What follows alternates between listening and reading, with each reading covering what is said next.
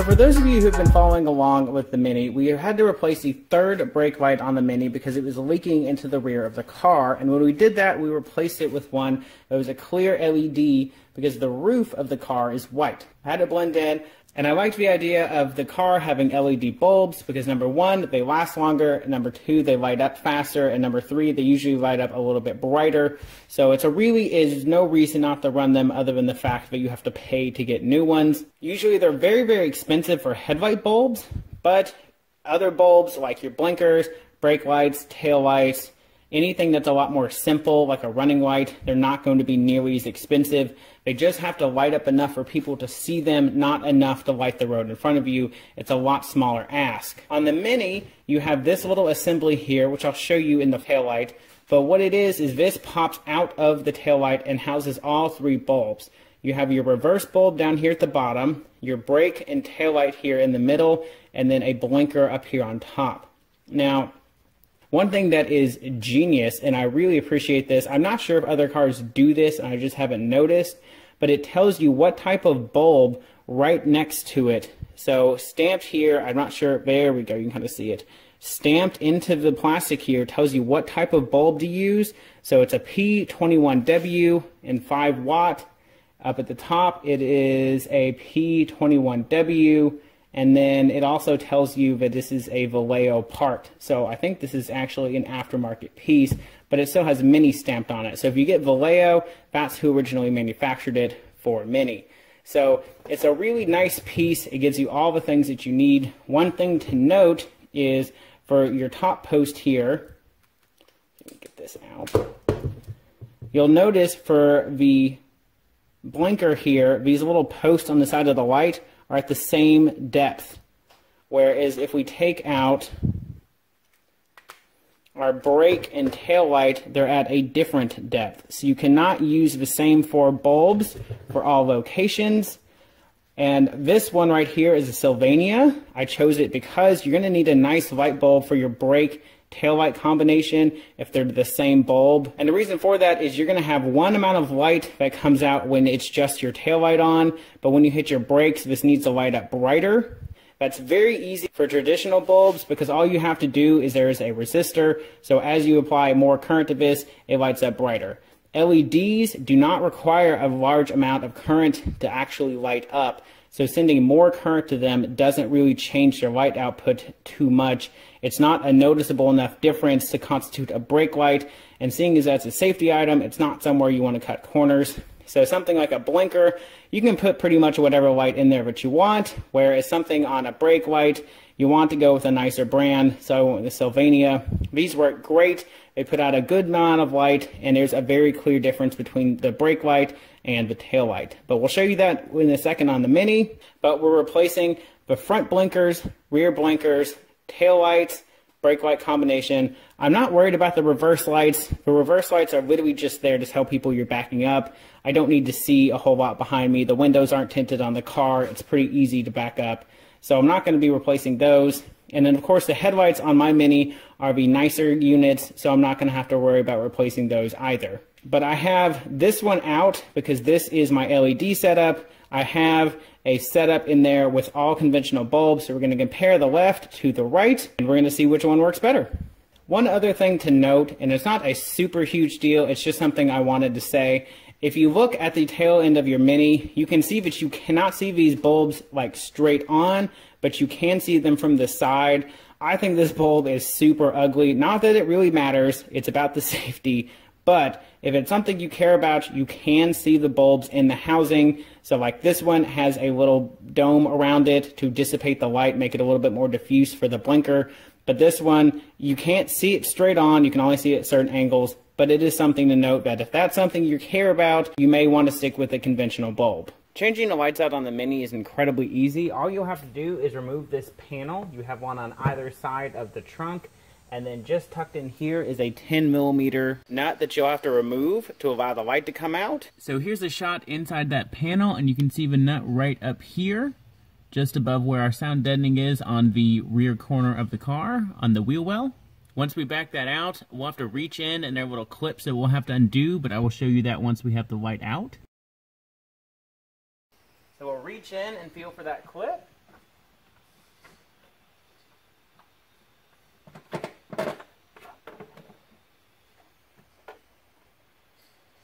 undo the one connector. So the clips are these two metal clips on either side of the light. So you just have to press it in with your hand to let it come off this lip here, and your light's out. To get the bulbs out, you'll squeeze these two little wings here on the side, and your entire assembly comes out. It's that easy. So I've got my Mini parked here in the garage, pushed as far forward as possible. Over here on the passenger side, we have the LED lights, and over here on the driver's side, we have our regular incandescent bulbs. So we're going to be comparing left to right. Of course, the third brake light is also LED, so I'm going to be blocking off certain lights as we go through and comparing the brightness and how quickly they light up. So we'll go ahead and cut the lights and we can get started. One thing to note is each and every time you lock or unlock the car and interact with it in some way, the LED over here will light up slightly and it'll stay on for about 30 minutes. The reason for this is LEDs require so much less current flow to actually light up that there's a small amount of current going to the lights at all times when the car is in an active mode. And the incandescent bulb on the driver's side, it's not enough power to actually cause any light to come from the bulb. Whereas on the LED, it's so efficient you can see it a little bit. Something that freaked me out for a little bit when I first put them in, but it's totally fine. They do go back off. They're not on all the time. I'm not sure how easy to see it is on camera, but I can definitely say that the LED on the passenger side is a little bit brighter and a little bit crisper. The one on the passenger side has a bit more of an orange tinge to it, and it's definitely not casting as much light on the wall behind me. I'll switch around and we will block that off in just a second. But the LED is definitely a little bit cleaner. Ignoring the third brake light for a moment, again, I think the brake light on the passenger side is brighter than it is on the driver's side. I'm going to do a couple of brake depressions in just a second to compare the speed at which they light up. The LED should come to full brightness sooner. I don't think it's going to be a huge difference, but in an accident type scenario, every little bit helps. Now, while I do think the passenger side is a little bit brighter, I think the biggest difference maker is the LED third brake light, which provides a great deal of light. So I do think the combination of changing all three brake lights to an LED over all three being incandescent is actually a pretty large difference.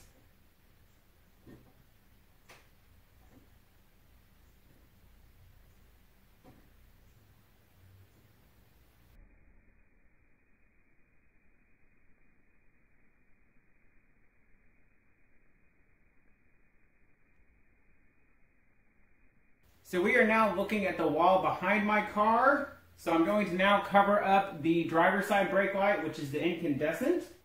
So you can see when I cover it up, it doesn't make that great of a difference. But I think covering up the LED makes a larger difference. You can also look at the intensity of the light on the front of my bench there. On the LED side, it's a very clear red, where on the right, it is much more diffused. So obviously, with the brake pedal depressed, there's a huge difference in the amount of light here, which is good. That's exactly what we want. Now, with the third brake light blocked off, I'm going to go ahead and block off the passenger side, which is the LED light. And you can see just how much darker it is in here compared to with the LED on. So now I'll block off the driver's side.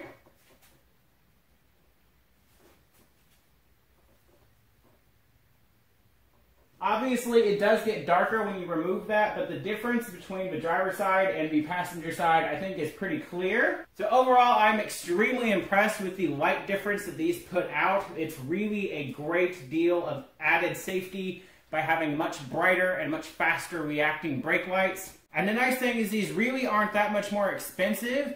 I think the brake lights were $20 for a set of Sylvania lights. The blinkers were even cheaper. I think it was only maybe $15 for a set of 4 blinkers to cover the entire car. And like these LED bulbs, the blinkers are much brighter. The only problem with running LED blinkers is they're going to blink at a much faster rate because, again, they don't put out the same resistance as an incandescent bulb, and that's where your blinker rate comes from. So they're going to blink really fast, and they're going to blink fast on your dash. When you hear the little click for your blinker, that's going to go off much faster. That annoys some people. I don't even mind it. I don't notice it anymore. So of course, if you guys have any questions about these LED bulbs or you want any other information on them, feel free to drop that down below. hit that subscribe button, and I will see you guys next week.